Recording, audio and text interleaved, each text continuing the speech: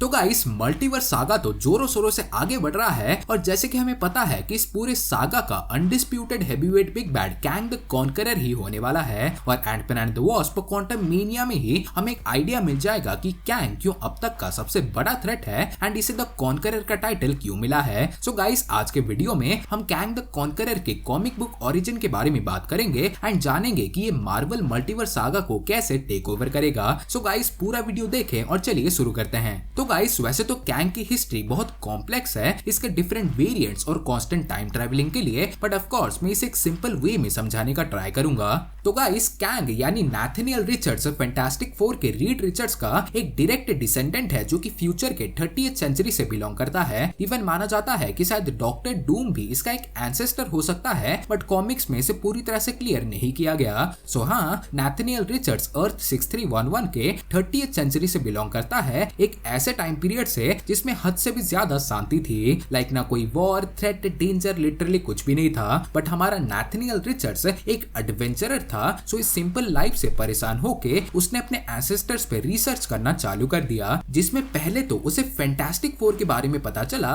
Then एक दिन अपने एंसेस्टर्स के एक एंशिएंट फोर्ट्रेस में घूमते घूमते उसे एक टाइम मशीन भी मिल जाती है। सो नाउ नैथनियल रिचर्ड्स अपनी बोरियत भरे लाइफ में थोड़ा एडवेंचर लाने के लिए उस टाइम मशीन को रीबिल्ड करता है और पास्ट के एंशिएंट इजिप्ट में चला जाता है और इजिप्ट में पहुंचने के बाद वो अपने एडवांस्ड वेपन से पूरे इजिप्ट को टेक ओवर करता है और अपना नाम नैथनियल रिचर्ड्स से रामाटूट रख के वहां के लोगों पे रूल करना चालू कर देता है। देन गाइस इसी में उसे एल साबानूर यानी अपोकलिप्स के बारे में जब जानने मिलता है कि एक ऐसा पावरफुल म्यूटेंट है जिसका जन्म ही पूरे दुनिया पे रूल करने के लिए हुआ है, और इन चचा को हमने एक्समेन अपोकलिप्स में भी देखा था, जो आपको याद ही होगा। और रामाटूट के अपोकलिप्स के डेस्टिनी जानने के बाद वो उसे अपनी साइड लाने का ट्राई तो करता है, बट ये नीला म्यूटेंट मानता नहीं और रामाटूट और अपोकलिप्स के बीच हमें एक लंबी राइवलरी भी देखने मिलती है। देन रामाटूट के इसी रूलिंग पीरियड के बीच एक दिन वहां फैंटास्टिक फोर भी आ जाते हैं और पहली बार तो रामाटूट फैंटास्टिक फोर को हरा के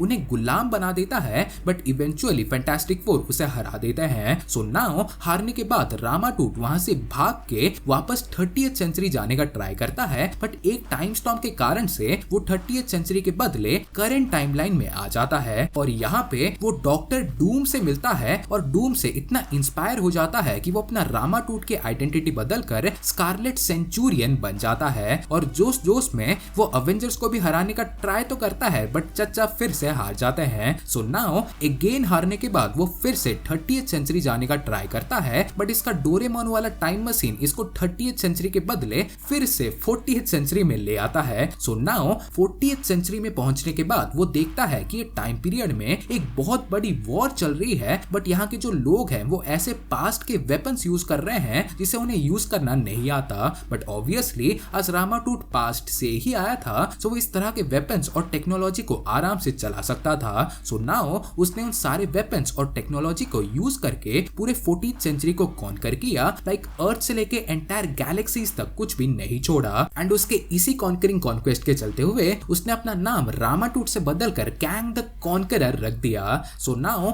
40th सेंचुरी को पूरी तरह से कॉन्कर करने के बाद कैंग चाचा सोचते हैं कि ना भाई इसमें इतना मजा नहीं आया। सो नाउ वो ये डिसाइड करता है कि वो फिर से 20th सेंचुरी जाएगा और अवेंजर्स के साथ अपना पुराना हिसाब चुकता करेगा। सो नाउ कैंग फिर से 20th सेंचुरी जाता है, यूनाइटेड स्टेट्स पे अटैक करके सब कुछ टेक ओवर करता है, अवेंजर्स को बहुत ही बुरी तरह से हराता है एंड इवन कुछ अवेंजर्स को अपने शिप में बंदी भी बना लेता है, बट इवेंचुअली अवेंजर्स फिर से रीयूनाइट होते हैं एंड कुछ भी करके कैंग को हरा देते हैं। सो नाउ मैं तो काउंट ही भूल गया है कितनी बार हारा है, बट हाँ गाइस इस बार भी कैंग हारने के बाद वो फिर से 40th सेंचुरी लौट जाता है एंड लिटरली गाइस इसके पूरे जर्नी में इसका यही एक ही बैकअप प्लान है, हारो तो टाइम ट्रेवल करके लौट जाओ, यही बस ओनली यही। बट हाँ गाइस कैंग द कॉन्करर का बेसिक ओरिजिन यही है एंड आई नो कि आप सोच रहे होंगे कि ये तो रही बस एक ही नैथनियल रिचर्ड्स की स्टोरी जो कि अलग अलग टाइम पीरियड्स की है, तो इसके वेरिएंट्स का क्या हुआ।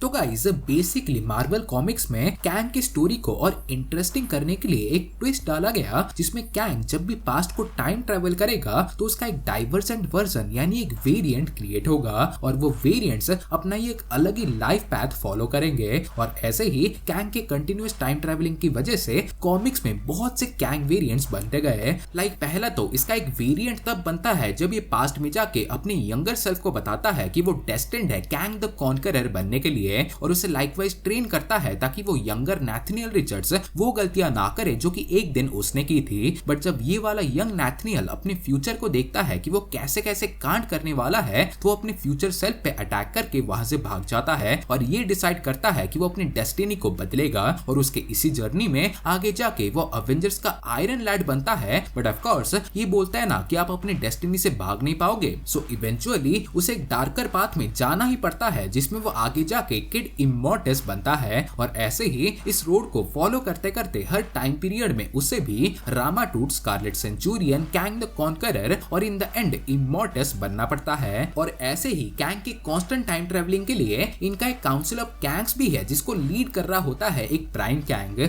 और ये प्राइम कैंग दो और कैंग के वेरिएंट्स के साथ मिलके काउंसिल के सारे कैंग्स को धीरे धीरे करके मार देता है ताकि उनके रेस्पेक्टिव वर्ल्ड्स को वो खुद ही कंट्रोल कर पाए। देन इन द एंड सारे कैंग्स को मारने के बाद प्राइम कैंग अपनी दो काउंटर पार्ट्स को भी बिट्रे करके मार देता है। सो नाउ जब उसे ये लगने लगता है कि अब वो अकेला कैंग बचा है, उस मोमेंट में वहां पे इमॉर्टस आ जाता है और उसे ये रिवील करता है कि अब तक सारे कैंग्स के लाइफ में जो भी हो रहा था, यहाँ तक कि प्राइम कैंग का काउंसिल ऑफ कैंग्स बनाना, उसके सारे कैंग के वेरिएंट्स को मारना, ये सब इमॉर्टस ही उसे मैनिपुलेट करके करवा रहा था। आज ये अकेला रास्ता था जिससे प्राइम कैंग फ्यूचर में आगे जाके इमॉर्टस बन पाए। और गाइस हालांकि लोकी का ही हु रिमेन्स इमॉर्टस से बहुत सिमिलर था, बट स्टिल आई थिंक कि फ्यूचर में हमें एक प्रॉपर इमॉर्टस का वेरिएंट देखने मिल सकता है। लाइक बेसिकली इमॉर्टस एक ऐसा वेरिएंट है जो कि कैंग के सारे स्टेजेस को एक्सपीरियंस करने के बाद अब उसको रूल या कॉन्कर करने में कोई भी इंटरेस्ट नहीं रहता। सो नाउ बढ़ती उम्र से परेशान होके वो लिम्बो में चला जाता है, एक ऐसे रेल में जो कि टाइम स्ट्रीम से बाहर एग्जिस्ट करता है।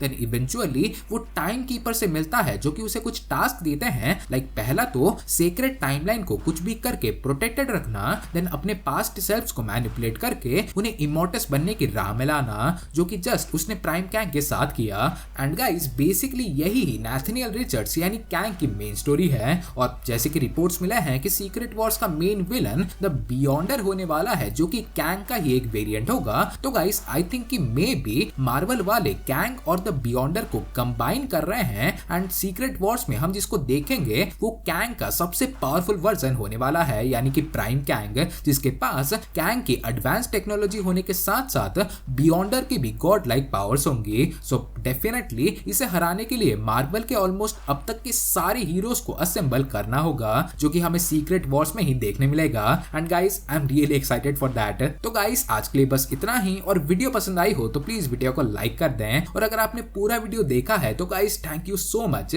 और ऐसे ही अमेजिंग वीडियोस के लिए चैनल को सब्सक्राइब कर दें, और मैं आपसे मिलूंगा अगले वीडियो में। तो गाइस तब तक बाय और टेक केयर।